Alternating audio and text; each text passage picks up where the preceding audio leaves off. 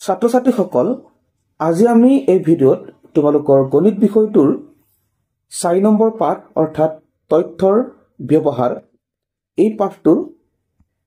কৰি চাওঁ আহা 4.2 এই যিকেইটা প্ৰশ্ন আছে এই সকলো প্ৰশ্ন আমি আলোচনা কৰিম অৰ্থাৎ মই তোমালোকক এই প্ৰশ্নসমূহৰ সকলোবোৰ প্ৰশ্ন বুজাই দিম আৰু লিখিও দিম সো তোমালোকে জাস্ট ভিডিঅ'টো শেষলৈকে মনোযোগেৰে চাবা আৰু প্ৰশ্নবিলাক কেনেকুৱা কি আসলতে উত্তৰবোৰ কি হ'ব সকলোবোৰ তোমালোকে বুজিবলৈ যত্ন কৰিবা যেটো মই সকলোবোৰ বুজাই দিম আৰু উত্তৰবোৰ কৈ দিম ঠিক আছে সো তোমালোকে ভিডিঅ'ৰ শেষলৈকে মনোযোগেৰে চাব লাগে আৰু প্ৰশ্নসমূহ কেনেকৈ কৰা হৈছে হেতু বুজিবৰ কাৰণে চেষ্টা কৰিব লাগে ঠিক আছে আৰু আগৰ ভিডিঅ'সমূহ যদি তোমালোকে চাব বিচাৰা এই ভিডিঅ'ৰ ডেসক্ৰিপচন বক্সত লিংক থাকিব লিংকত ক্লিক কৰি চাই ল'ব পাৰিবা সো এতিয়া আমি দেৰি নকৰাকৈ আগবাঢ়ো এটা প্ৰথম প্ৰশ্নটো কি কৈছে চোৱা কৈছে যে এখন দোকানত বিক্ৰী হোৱা সাইকেলৰ সংখ্যা তলত দেখুৱা হৈছে ঠিক আছে সো ইয়াতে তোমালোকে দেখিবলৈ পাইছে ইয়াত যি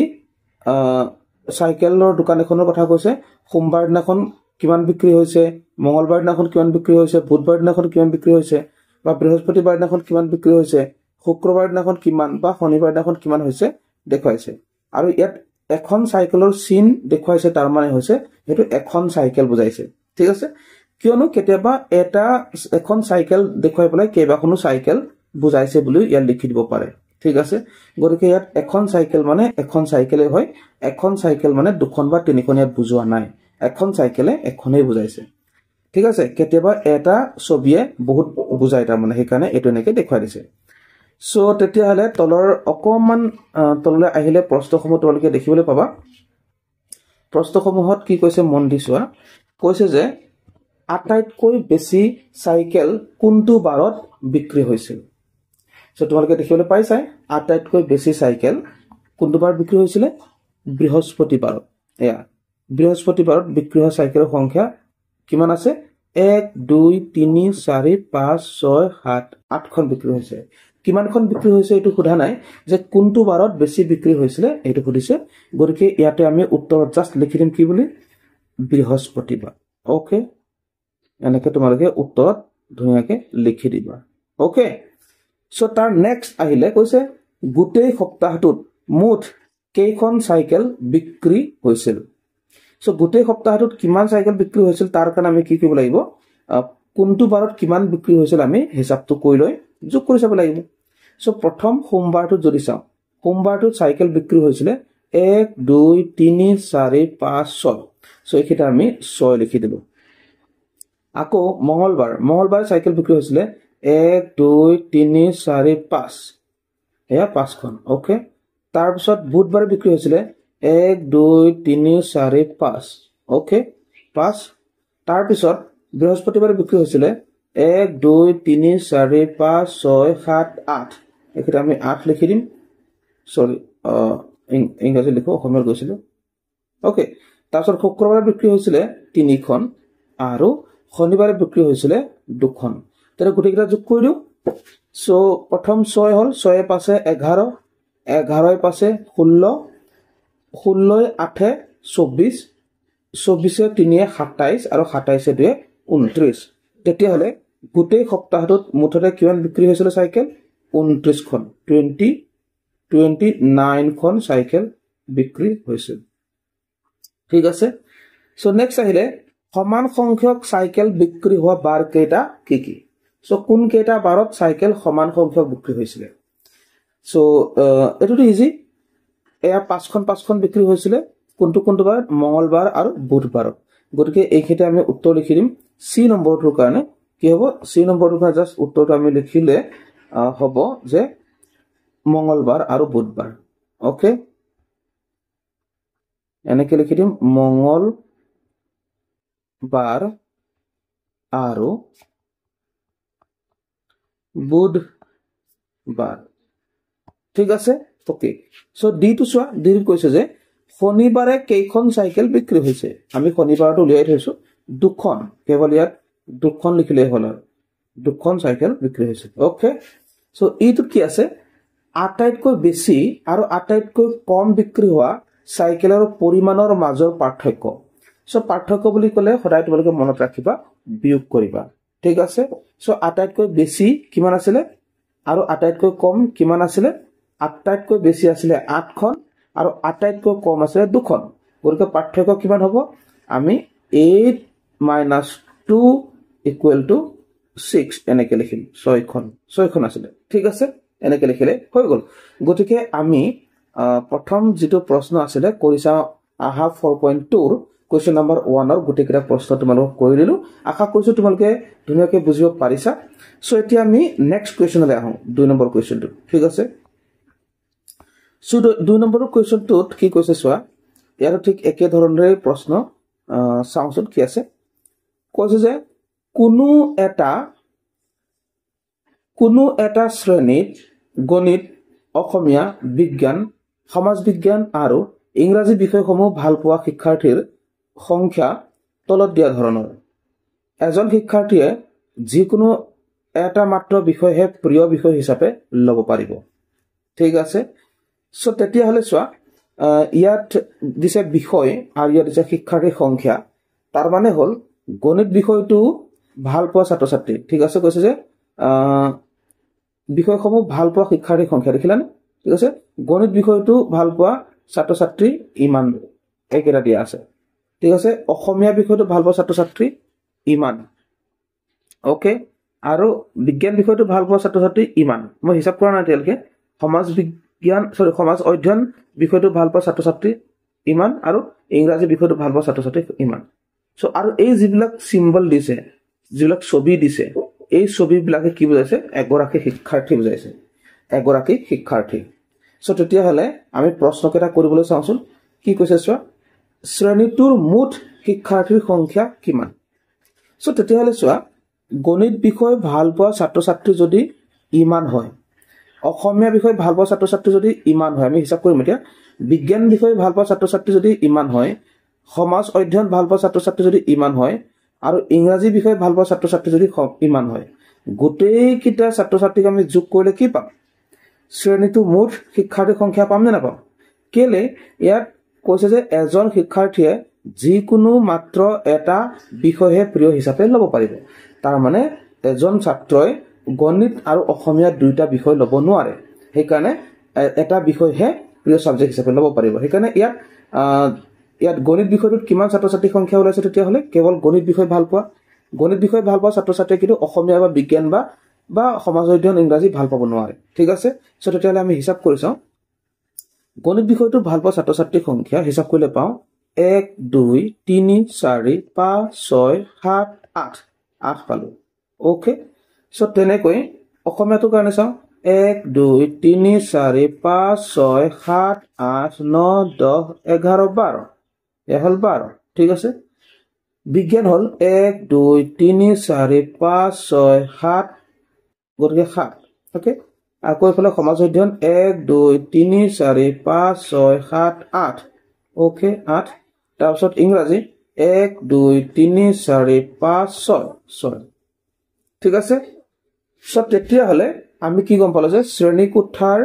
শ্ৰেণীটোৰ মুঠ শিক্ষাৰ্থীৰ সংখ্যা হ'ব গোটেইকেইটা যোগ কৰিলে পাই যাম সো আমি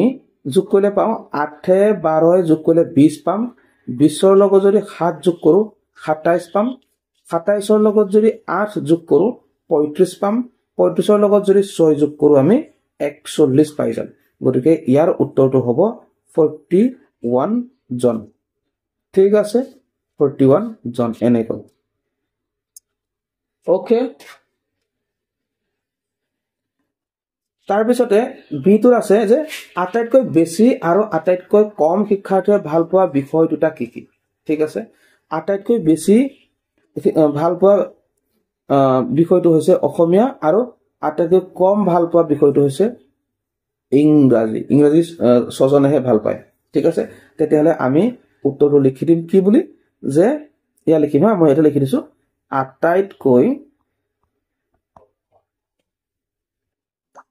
আটাইতকৈ বেছি শিক্ষাৰ্থীয়ে ঠিক আছে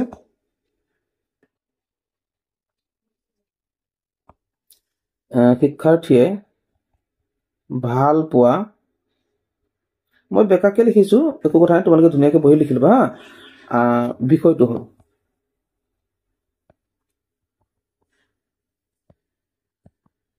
হ'ল কি অসমীয়া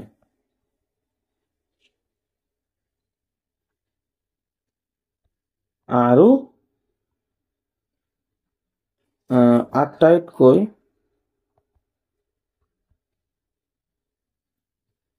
কম ভাল পোৱা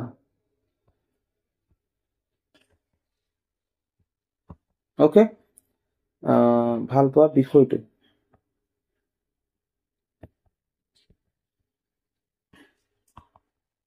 বিষয়টো হ'ল কি হ'ব তেতিয়াহ'লে ইংৰাজী ওকে এনেকে তোমালোকে বহিত লিখি ল'বা ওকে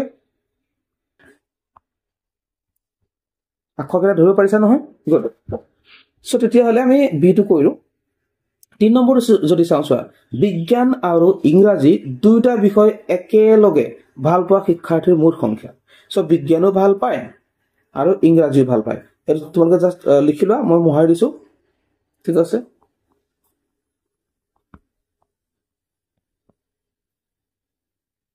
ওকে সো সিৰ কাৰণে কৰিম এটা চোৱা বিজ্ঞান ঠিক আছে বিজ্ঞান ভাল পায় কিমান জনে বিজ্ঞান ভাল পায় আমি চালো 7 জনে 7 জন আৰু ইংৰাজী ভাল পায় কিমান জনে 6 জনে তেতিয়াহ'লে আমি মুঠ উলিয়াই দিম মুঠ মানে যোগ কৰিম আমি 7 6 13 জন ওকে এনেকে তেতিয়াহ'লে চোৱা অপচন যেটো প্ৰশ্ন নম্বৰ সি উত্তৰটো আছিল মানে মুঠ 13 জন অৰ্থাৎ বিজ্ঞান আৰু ইংৰাজী দুইটা বিষয় একেলগে ভাল পোৱা শিক্ষাৰ্থী থাকে একেলগে বুলি কৈছিল সেইকাৰণে যোগ কৰিবা দেই ওকে সো ডিটো চোৱা গণিত বিষয়টো ভাল পোৱা শিক্ষাৰ্থীৰ সংখ্যা কিমান ইয়াৰ উত্তৰটো জাস্ট আমি এখিতে লিখি দিছো গণিত বিষয়টো ভাল পোৱা শিক্ষাৰ্থীৰ সংখ্যা 8 জন এ হল 8 জন ঠিক আছে সো ইটো আহিলে ইংৰাজী বিষয়ৰ তুলনাত অসমীয়া বিষয়টো ভাল পোৱা শিক্ষাৰ্থীৰ সংখ্যা কিমান তাৰ মানে ইংৰাজী বিষয়ৰ তুলনাত বুলি কৈছে সেইকাৰণে আমি কি কৰিব লাগিব ইংৰাজী বিষয়তকৈ কিমান বেছি ল'ৰা ছোৱালীয়ে অসমীয়া বিষয়টো ভাল পায় ওকে ইংৰাজী বিষয়ৰ তুলনাত অসমীয়া বিষয়টো ভাল পোৱা শিক্ষাৰ্থীৰ সংখ্যা ঠিক আছে অসমীয়া বিষয়টো কিমান অসমীয়া বিষয়টো পাইছে 12 আৰু ইংৰাজী বিষয়টো পাইছে 6 গতিকে আমি লিখিব লাগিব 6 জন বুলি কাৰণ আমি বিয়োগ কৰিব লাগিব যেহেতু তুলনা বুলি কৰে না সেইকাৰণে এটো 12 বিয়োগ 6 সমান 6 জনে ভাল পায় ঠিক আছে গতিকে প্ৰশ্ন নং 2 অপচন মানে প্ৰশ্ন নং 2 এ বি সি আৰু ডি আৰু ই গোটেইকেইটা আমি কৰিলো গতিকে আশা কৰিছো তোমালোকে ধুনীয়াকৈ বুজিব পাৰিছা আৰু ইয়াতে তোমালোকৰ একেবাৰে ই নম্বৰটো হয়তো অকমান খেলিমেলি লাগিছিলে যে ইংৰাজী বিষয়ৰ তুলনাত অসমীয়া বিষয়টো ভাল পোৱা শিক্ষাৰ্থীৰ সংখ্যা কিমান এই প্ৰশ্নটো আমি কি কৰিব লাগিব বিয়োগ কৰিব লাগিব এটো মনত ৰাখিব লাগিব কাৰণ ইয়াক তুলনাত বুলি কৈছে না ঠিক আছে ওকে সো তেতিয়া হলে আমি নেক্সট প্ৰশ্ন কোৱেশ্চন নম্বৰ 3 কৰো এতিয়া চোৱা ঠিক আছে আমি কৰি চাও আহাৰ 4.2 প্ৰশ্ন নম্বৰ 3 হয় এই প্ৰশ্নটো আমি পঢ়ি চাওঁচোন কিনো কৈছে ঠিক আছে সো ইয়াত কৈছে যে এখন গাঁৱৰ 5 ঘৰ মানুহৰ ঘৰত থকা পোহনীয়া প্ৰাণীৰ সংখ্যা তলত দিয়া ধৰণৰ ঠিক আছে সো ঘৰৰ গৰাকীৰ নাম মানে বুধিনহতৰ ঘৰত পোহনীয়া প্ৰাণী আছে 10টা কনমাইহতৰ ঘৰত পোহনীয়া প্ৰাণী আছে 8টা গুমচেঙৰ ঘৰত পোহনীয়া প্ৰাণী আছে 5টা নাজমাৰ ঘৰত পোহনীয়া প্ৰাণী আছে 8টা আৰু নিখাৰ ঘৰত পোহনীয়া প্ৰাণী আছে 11টা ঠিক আছে সো তেতিয়াহ'লে আমি প্ৰশ্নকেইটা কৰিবলৈ চাওঁচোন তলৰ প্ৰশ্নসমূহ পঢ়ি চাওঁ কিনো কৈছে ইয়াত কৈছে যে এতিয়া যিকোনো এটা প্ৰতীক লৈ উক্ত তথ্যসমূহ সচিত্ৰ লেখৰ সহায়ত দেখুৱা আৰু লগতে তলৰ প্ৰশ্নসমূহ উত্তৰ দিয়া সো লেখৰ সহায়ত দেখুৱাবলৈ কৈছে সচিত্ৰ লেখ তাৰ মানে ইয়াত আমি যেনেকৈ আগৰ যিবোৰ প্ৰশ্ন আছিল আগৰ প্ৰশ্নসমূহ যেনেকৈ ইয়াত সচিত্ৰ লেখ জৰিয়তে প্ৰকাশ কৰা হৈছিল এইটো চোৱা এইটো সচিত্ৰ নহয় জানো চিত্ৰ সহকাৰে দেখুৱাইছে ঠিক আছে বা ইয়াৰ ওপৰটো যদি চাওঁ ইয়াতো চিত্ৰ দেখুৱাইছে চোৱা ইয়াৰ চিত্ৰ দেখুৱাইছে সোমবাৰে কিমান সাইকেল বিক্ৰী কৰা হৈছিল এইটো চিত্ৰ সহায়ত দেখুৱাইছে গতিকে এইটোকে আমি এতিয়া কি কৰিব লাগিব ইয়াত কৰি দেখুৱাব লাগিব এই প্ৰশ্নটো ঠিক আছে সচিত্ৰ কৰি দেখুৱাব লাগিব ঠিক আছে সো তেতিয়াহলে আমি কি কৰিম আমি বাকচ এটা বনাই ল'ব লাগিব ঘৰ এটা বনাই ল'ব লাগিব ঠিক আছে এই কাখতে কৰো এতিয়া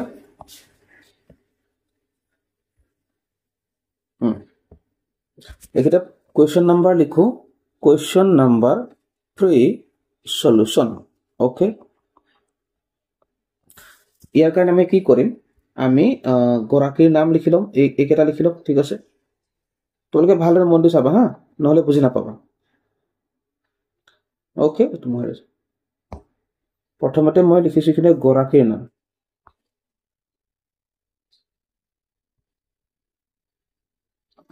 অকণ আগলৈ কৰো গৰাকীৰ নাম ওকে এনেকৈ কৰিলো তাৰ পিছতে ঘৰচীয়া জন্তুৰ সংখ্যা ইয়া লিখিম আমি সৰি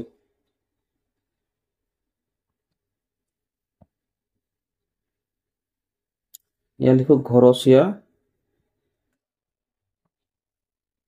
জন্তুৰ সংখ্যা ওকে এনেকৈ কৰিলো তাৰ পিছত আমি এনেকৈ ধুনিয়াকৈ আঁচ টানি দিলো ওকে সো তলত এনেকৈ টানিলো এনেকৈ তোমালোকে ভালকৈ কৰিবা হা তাৰ পিছত আমি ইয়াত এক নম্বৰতে লিখিম আমি কোন আছিল বুধিন তাৰ পিছত আমি কণমাই ওকে তাৰ মানে কৰ পাছত কৈ আছো এইটো বুধিন কণমাই তাৰ পিছত আহিলে গুমচেং তাৰ পিছত আহিলে নাজমা তাৰ পিছত আহিলে নিখা ঠিক আছে ওকে সো তেতিয়াহলে আমি এটা লিখো এতিয়া বুধিন তাৰপিছত এইফালে লিখো কণমাই ওকে এইফালে লিখিলো গুমচেং ওকে এইফালে লিখিলো নাজমা আৰু লিখো নিখা ওকে সো এটা বুধিনহতৰ ঘৰত পোহনীয়া প্ৰাণী কিমান আছে 10টা গতিকে 10টা আমি সিম্বল দিলে হৈ গ'ল যিকোনো সিম্বল দিলে হৈ গ'ল যেনে আমি কি দিম এনেকৈ 1 2 3 4 5 6 7 8 9 10 হৈ গ'ল কণমাইহতৰ কেইটা আছিল 8টা গতিকে 8টা চিন দিলে হ'ল 1 2 3 4 5 6 7 8 হৈ গ'ল তাৰ পিছত গুমচেংহতৰ কেইটা আছে 5টা 1 2 3 4 5 ওকে তাৰ পিছত নাজমাৰ কেইটা 8টা 1 2 3 4 5 6 7 8 তাৰ নিখাহতৰ কেইটা 11টা 1 2 3 4 5 6 7 8 9 10 11 এনেকৈ ঠিক আছে কিন্তু ইয়াতে এটা কাম কৰিব লাগিব তোমালোকে চাৰ্টখনৰ তলতে ঠিক আছে চাৰ্টখনৰ তলতে তোমালোকে এটা কথা লিখি দিব লাগিব যে এনেকৈ দি পেলাই সমান চিন দি পেলাই কি লিখিব লাগিব এটা ঘৰচীয়া জন্তু লিখি দিব লাগিব এটা ঘৰচীয়া জন্তু তাৰ মানে এই সিম্বল বিলাকে এটা ঘৰচীয়া জন্তু বুজাইছে তোমালোকে মনত ৰাখা এটা সিম্বলে বেছি ঘৰচীয়া জন্তু বুজাইছে বুলিও আমি কামটো কৰিব পাৰো সেইকাৰণে এইটো লিখি দিয়াটো ইম্পৰ্টেন্ট এইটো লিখি নিদিলে এই এটা সিম্বলেনো এটা প্ৰতীকেনো এই এটা ছবিয়েনো কি বুজাইছে এইটো গম নাপাব গতিকে এইটো লিখি দিয়াটো বহুত ইম্পৰ্টেন্ট গতিকে আমি ইয়াত যেটো প্ৰশ্ন আছিল এইকেইটা কৰিলো কোৱেশ্চন নম্বৰ 3 ৰ যেটো সচিত্ৰ মানে তথ্যসমূহ সচিত্ৰ লেখত উপস্থাপন কৰিবলৈ কৈছিল আমি কৰিলো কিন্তু তাৰ লগতে কেইটামান প্ৰশ্ন আছে প্ৰশ্ন কেইটা আমি কৰিবলৈ চাওঁ আহা ওকে প্ৰশ্ন কেইটা কৰিবৰ কাৰণে এইটো অকমান ডাঙৰ কৰি লৈছো সো ইয়াত চোৱা কাৰ ঘৰত আটাইতকৈ বেছি প্ৰাণী আছে সো তাৰ কাৰণে আমি ভালকে ছবিটো উলিয়াই লৈছো আৰু পৰিষ্কাৰ কৰি লৈছো ওকে ঠিক আছে সো এটা কাৰ ঘৰত আটাইতকৈ বেছি প্ৰাণী আছে আমি যদি চাওঁ এয়া নিশাৰ ঘৰ আছে ইয়াৰ উত্তৰটো কি হ'ব ইয়াৰ উত্তৰটো হ'ব নিশাৰ ঘৰত ঠিক আছে তাৰপিছত বিটো চোৱা বিৰ কৈছে আটাইতকৈ বেছি আৰু আটাইতকৈ কম প্ৰাণীৰ সংখ্যাৰ মাজৰ পাৰ্থক্য সো পাৰ্থক্য মানে মই কি কৈছিলো অলপ আগৰ যেটো কোৱেশ্চন আছিল তাতেই মই তোমালোকক কৈছিলো গতিকে পাৰ্থক্য মানে তোমালোকে সদায় মনত ৰাখিবা পাৰ্থক্য মানে বিয়োগ কৰিব লাগিব কি বিয়োগ কৰিব লাগিব আটাইতকৈ বেছি আৰু আটাইতকৈ কম প্ৰাণীৰ সংখ্যাৰ মাজত আটাইতকৈ বেছি কিমান 11 ঠিক আছে ইয়াৰ উত্তৰটো হ'ব 11 তাৰপিছত আটাইতকৈ কম হৈছে এয়া গুমচেংহতৰ বিয়োগ 5 হ'ব তাৰপিছত সমান দিব লাগে 6টা এনেকৈ লিখিবা 6টা এনেকৈ 11 বিয়োগ 5 সমান 6টা লিখিলে হ'ব ঠিক আছে তাৰপিছত লিখিবা নিশাৰ ঘৰৰ প্ৰাণীৰ সংখ্যা গুমচেঙৰ ঘৰৰ প্ৰাণীৰ সংখ্যাতকৈ কিমান বেছি গুৰু এইটো কিমান বেছি জাস্ট তুলনা হৈছে যে নিশাৰ ঘৰৰ প্ৰাণীৰ সংখ্যা গুমচেঙৰ ঘৰৰ প্ৰাণীৰ সংখ্যাতকৈ কিমান বেছি তাক জানিবৰ কাৰণে আমি কি কৰিব লাগিব বিয়োগেই কৰিব লাগিব ঠিক আছে তো তোমাৰ লগত যদি কোনোবা আছে মই যদি কওঁ তোমাতকে তোমাৰ লগৰজন কিমান ওখ বা কিমান চাপৰ তাক জানিবৰ কাৰণে তুমি কি কৰিবা তোমালোক দুটাৰে ওখটো জুখিবা আৰু ওখটোৰ পৰা বিয়োগ কৰিবলৈ কাৰোবাৰ ধৰি লোৱা হ'ল যেনিবা কাৰোবাৰ 4 ফুট আছে কাৰোবাৰ 4.5 ফুট আছে মানে 4 ফুট 6 ইঞ্চি আছে তেতিয়াহ'লে কোন কিমান বেছি বুলি ক'লে কি কৰিব লাগিব বোলে বিয়োগ কৰি পেলাই আমি পাম যে 6 ইঞ্চি বেছি গতিকে এই যেটো বিয়োগ কৰি পেলাই পালো এইটো উত্তৰ হ'ব না গতিকে ইয়াটো কনসেপ্টটো একেটাই হয় যে নিশাৰ ঘৰৰ প্ৰাণীৰ সংখ্যা গুমচেঙৰ ঘৰৰ প্ৰাণীৰ সংখ্যাতকৈ কিমান বেছি আমি লিখিম ইয়াত এইটো আমি যদি ধুনীয়াকৈ কৰো ঠিক আছে আমি লিখিম এইটো ইয়াৰ উত্তৰ হা নিশাৰ ঘৰৰ প্ৰাণী 11 হল তাৰ পিছতে গুমচেংহতৰ ঘৰৰ প্ৰাণী কিমান গুমচেংহতৰ 5টা 5 তাৰ পিছত এইটো উত্তৰ হ'ব 6টাই হ'ব 6 হ'ব ঠিক আছে নিশাৰ ঘৰৰ প্ৰাণীৰ সংখ্যা গুমচেঙৰ ঘৰৰ প্ৰাণীৰ সংখ্যাতকৈ কিমান বেছি 6 বেছি ঠিক আছে ওকে সো ডিটো আহিলে 5টাতকৈ বেছি প্ৰাণী কাৰ ঘৰত আছে সো 5টাতকৈ বেছি হলে 5টো ধৰিব নালাগে 5টাতকৈ বেছি কাৰ ঘৰত আছে ঠিক আছে 5টাতকৈ বেছি বুধিনহতৰ ঘৰত কন্মাইহতৰ ঘৰত আৰু নাজমাহতৰ ঘৰত আৰু নিশাহতৰ ঘৰত গতিকে 5টাতকৈ বেছি প্ৰাণী কাৰ ঘৰত আছে আমি গোটেইকেইটা লিখি দিব লাগিব প্ৰথম লিখিম বুধিন কন্মাই ওকে কন্মাই তাৰপিছত নাজমা আৰু কাৰ হ'ব নিশা হ'ব ইহঁতৰ ঘৰত কি আছে 5টাতকৈ বেছি প্ৰাণী আছে ঠিক আছে গতিকে তোমালোকে ধুনীয়াকৈ টুকি ললা বুলি মই আশা কৰিছো আৰু বুজিবও পাৰিছা বুলি আশা কৰিছো মই ধুনীয়াকৈ যেটো বুজাই দিছো ঠিক আছে সো এতিয়া আমি কৰিম তোমালোকৰ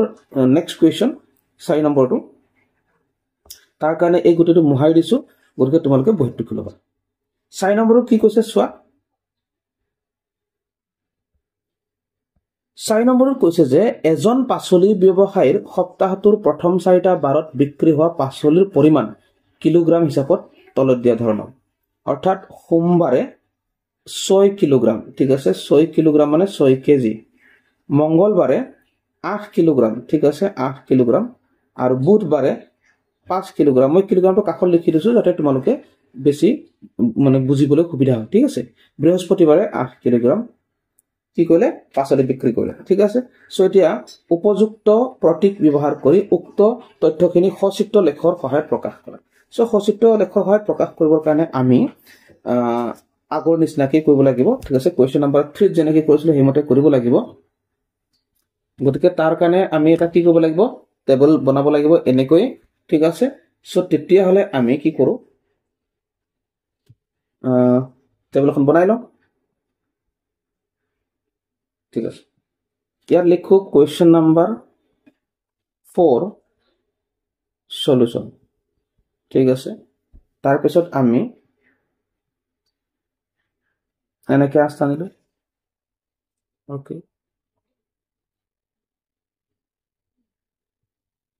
এনেকৈ টানিলো তাৰপিছত এটো তললে আমি টানি দিলো ঠিক আছে এটো আমি তললে টানি দিলো ওকে সো কি বাৰ আছিলে সোমবাৰ মঙ্গলবাৰ বুধবাৰ আৰু বৃহস্পতিবাৰ ওকে সো এইফালে আহিলে আমাৰ বাৰ ওকে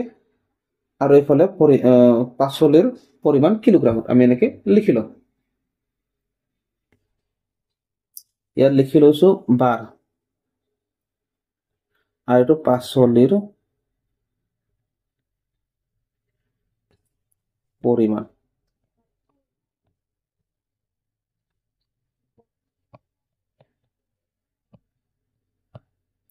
কিলোগ্ৰামত ওকে এনেকে সো তেতিয়া হলে আমি কি কৰিম সোমবাৰ প্ৰথম আমি সোমবাৰটো কৰো সোমবাৰটোত আমি লিখিম এটো সোমবাৰ ওকে সোমবাৰটোত আমি 6 কেজি ওকে সো তাৰ কাৰণে আমি কি কৰিম আমি এনেকুৱা সিম্বল বনাই দিছো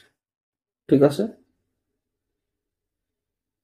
এনেকুৱা সিম্বল বনাই দিছো কেটা লাগিব 6টা লাগিব ওকে কেটা হল 1 2 3 4 5 6 ওকে তেনেকা সোমবাৰ মঙ্গলবাৰ তুমি বেলেগ সিম্বল দিব পাৰা হা বেলেগ প্ৰতীক দিব পাৰা হেতুলে তোমালোকে চিন্তা নকৰিব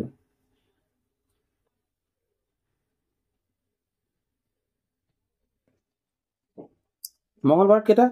কিমান আছিল 8 কেজি গটকে এনেকুৱা তোমালোকে 8টা বনাই দিয়া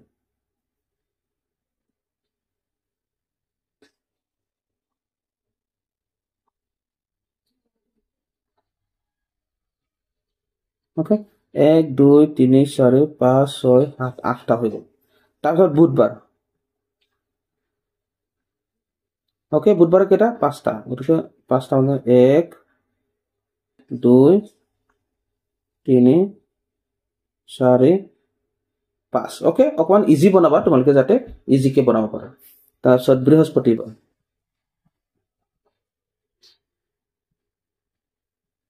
ওকে বৃহস্পতিবাৰ কেটা 8টা 1 2 3 4 5 6 7 8 কিন্তু এটা ইম্পৰ্টেন্ট কথা কি আছে যে এই তোমালোকে এটা সিম্বল যে দিছা এটা অৰ্থাৎ প্ৰতীক যে দিছা এনেকৈ এইটোৱে কি বুজাইছে এইটোৱে বুজাইছে আমি লিখিব লাগিব 1 কেজি 1 কিলোগ্ৰাম বুজাইছে 1 কেজি এনেকৈ লিখি দিব লাগিব এইটো কিন্তু লিখা দিয়াটো বহুত মানে ইম্পৰ্টেন্ট সো 1 কেজি আসলে আমি কিতাপত আমাক কিলোগ্ৰাম দিছে আমি কিলোগ্ৰাম লিখি দিম ওকে এটো কিলো গ্ৰাম শাক পাচলি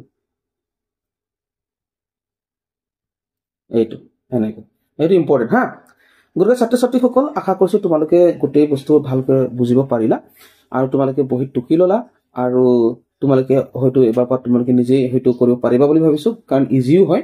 গতিকে এনেকুৱা ভিডিও সদায় পাই থাকিবৰ কাৰণে চেনেলটোত জয়েন হৈ থাকিবা আৰু আগৰ ভিডিওসমূহ পাবৰ কাৰণে ডেসক্ৰিপচন বক্সত লিংক আছে লিংকত ক্লিক কৰি চাই লব পাৰে ঠিক আছে